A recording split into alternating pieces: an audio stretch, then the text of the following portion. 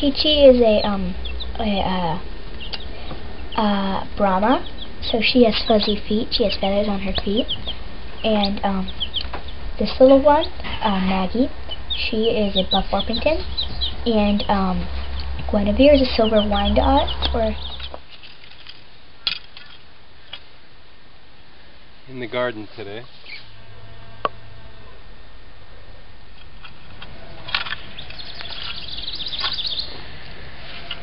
And gardening's a form of writing for me. It's a great time to think. The work is repetitive and leaves a lot of room for just pondering and thinking and dreaming a little bit. It's a lot like writing, really, that way. You put the seeds in and you leave for a while and things change and grow while you're away. What I'm thinking about today is the way growing up in the suburbs really confused a lot of us kids, I think. Our fathers worked far away in the city and we didn't see them at work. We didn't get a sense of what exactly they did that brought home all that money. We didn't see the real world. We didn't live in the real world. So the prospect of college was both liberating and frightening, I think.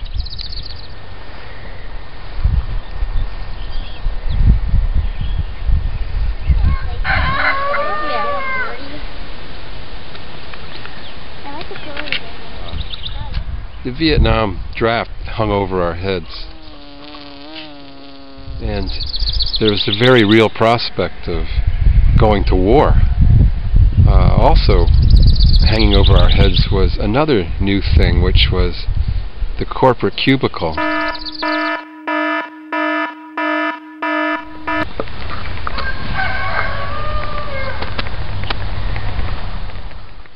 Corporation and the lucrative jobs it offered had really taken over the American dream. I think for a lot of us, the drugs and the partying and the wild times were a response to a sense of doom.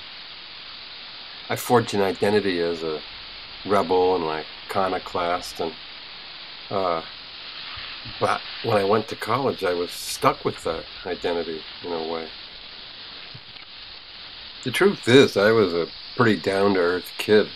I was on the student council in high school, and I went around town getting signatures for the Vietnam moratorium.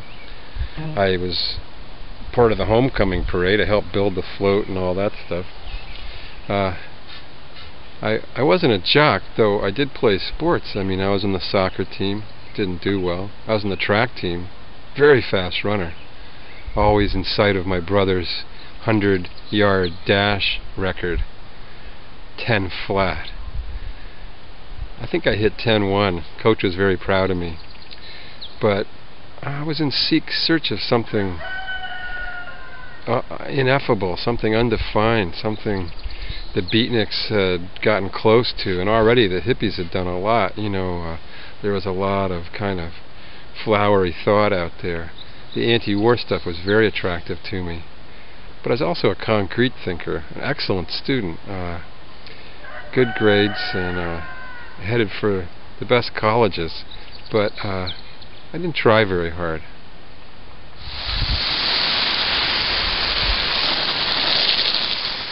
I often think how I wouldn't go to an 18-year-old to ask for advice about my life, and yet most of the important decisions that have governed my life were made by an 18-year-old.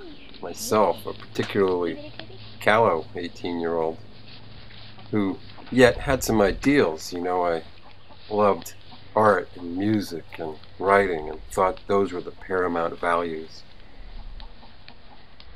It's not a very original metaphor, but the 18-year-old plants the seeds and the grown-up lives with what the 18-year-old planted.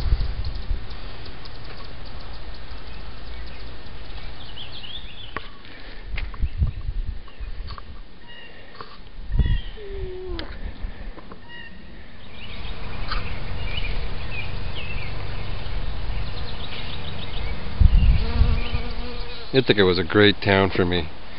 A lot of bars, and that fit my partying motif. You go to the Pine Tavern on shot night, 25-cent shots, $2 and you were shit-faced. There. Oh wow. And they were waving, and they stopped, and they said, hi. Freshman year, I really fell into this iconoclast identity, and it was very important to me that I was a musician. I followed the musicians around and went to the bars where they were playing, and painfully shy. It was very hard for me to get into a conversation about music with anybody.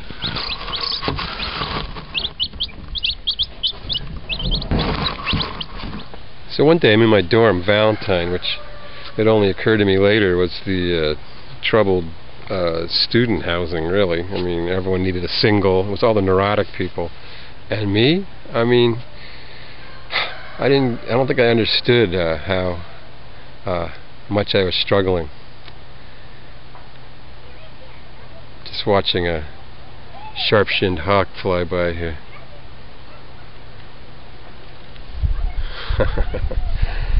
Go get those mice.